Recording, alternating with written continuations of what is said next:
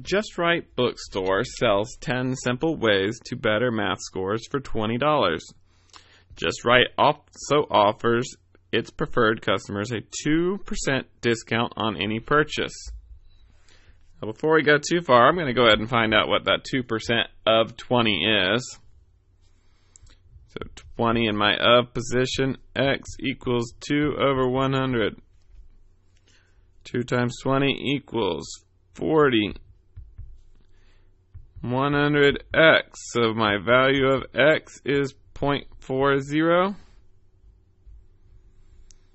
So I get a 40-cent discount from Just Right Books, which would make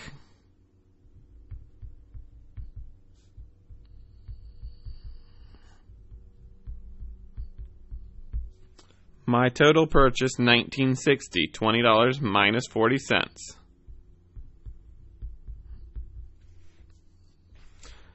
Bookends Bookstore sells the same book for $21, but is offering a 6% discount. So now I want to figure out 6% of $21.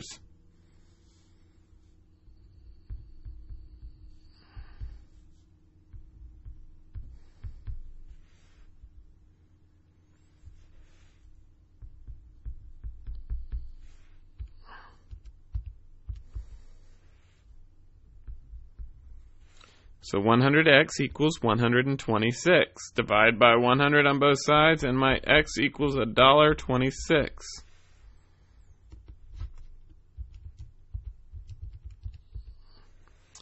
So now I take my $21 and subtract my discount, and I will end up with Bookends Bookstore. Total price is 19.74 cents. So which store after the discounts are applied is offering the better price on the book? Well, Just Right.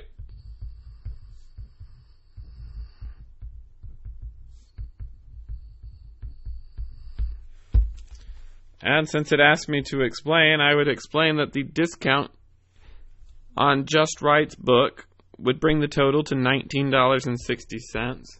However, the Bookends Bookstore is $19.74, and since $19.74 is greater than $19.60, Just Right's book is the cheaper price.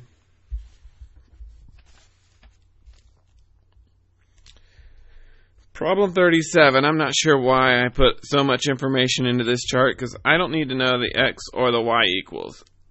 We set up equations only knowing what our k equals because we use the equation format y equals kx. So in this example, I would know that my constant of variation is going to be 12 because one pizza would be $12, two pizzas would be $24, three pizzas would be $36. It's going to change by a variation or ratio of 12. So k equals 12. Again, if we're using y equals kx as our format for an equation of a line, y would equal 12x. Well, now we can start to answer the rest of the question. If you buy 8 pizzas, 12 times 8, it would cost me $96. And if I add a 15% tip,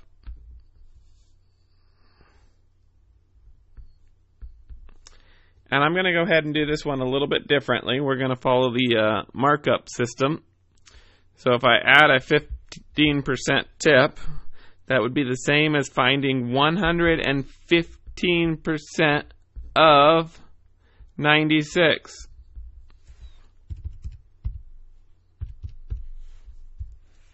So in this case, 115 times 96 is 11040 equals 100x. Divide both sides by 100. And I determine that the total cost is $110.40.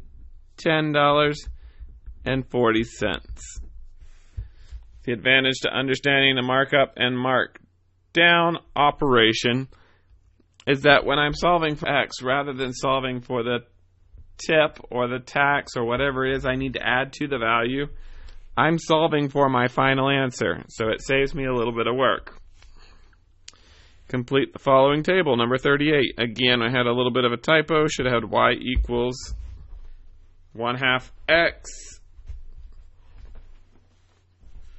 Let me just go ahead and scratch that whole thing out so we can make it more clear. So if I plug a 0 in for my x value, that would output a y of 0. If I plug a 1 in for x, I would get 1/2. If I plug a 2 in for x, 2 over 2 is 1.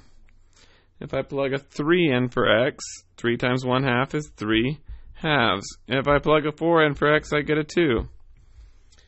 Next it tells me to graph 0, 0, 1, 1/2, 2, 1. I already see a pattern, so I'm going to stop dotting points and just go ahead and go with the pattern. The question below asks, is this an example of direct variation? Why or why not? Well, our direct variation has to meet two criteria. It has to, 1, form a straight line.